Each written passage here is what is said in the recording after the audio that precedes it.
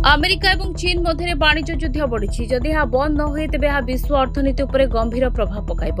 यह बहुत क्षति घटाइब बोली आशा कराଯାଉଛି। यह अंतर्जातीय मुद्रा पांठी को चिंतार पकाई। आईएमएफ मुख्य क्रिस्टालिना जॉर्जिवा तुरंत उत्तेजना ह्रास करने को आह्वान देइछन्ति।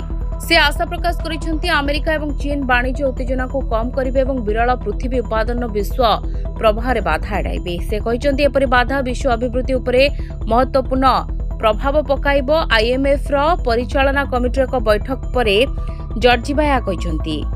से कहिसेंति एपरि परिस्थिति अनिश्चितता वृद्धि करिब एवं पूर्वरु दुर्बल विश्व अभिवृद्धि को आहुरी क्षति पहुंचाइब। चलित वर्ष आईएमएफ और विश्व बैंक वार्षिक बैठक विश्वर दुई बृहत अर्थनीति मध्य चलता वाणिज्य युद्ध एक नूतन मोड़ सहित समन्वय स्थापन करथिला। विश्वर हजार हजार आर्थिक अधिकारी और केंद्रीय बैंक गवर्नर मध्य आलोचना को प्रभावित करथिला। जदि अमेरिका और चीन मध्य वाणिज्य उत्तेजना वृद्धि पाए तेज भारत मध्य यार व्यतिक्रम हेब नाही।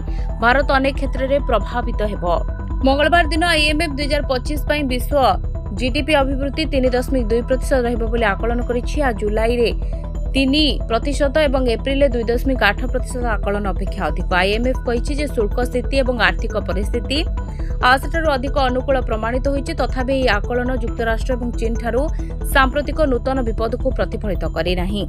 जॉर्जिवा कहिसेंति आईएमएफ ए घटनाक्रम उपर कड़ा नजर रखिबो। तथापि से यह उल्लेख करिसेंति जे सदस्य देशगुड़िक साधारणतः आश्वस्ति होइछन्ति जे विश्व अर्थनीति 6 मास पूर्व आशंका करा जायतिबा अपेक्षा अधिक स्थिर प्रमाणित होइछि। से कहिसेंति देशगुड़िक भित्तिभूमि को सुदृढ़ करबा, नियामक संस्कार करबा एवं विश्व असंतुलन को समाधान करबा जरूरी अछि।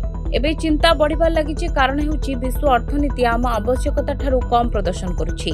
अनिश्चिततार एक कला बादल आम मुंड उपरे झुलिछि बोली जॉर्जिवा कहिसेंति। आईएमएफ मुख्यक चेतावनी मध्य भारत पर चिंता सृष्टि करिछि। अमेरिका और चीन मध्य वाणिज्य उत्तेजना वृद्धि पाइबा द्वारा विश्व अभिवृद्धि मंथर होई पारि।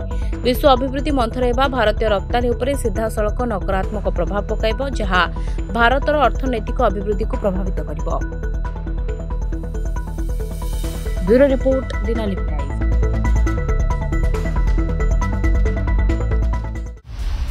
दिनलिपि लाइव को एबे ही लाइक शेयर सब्सक्राइब करंतु।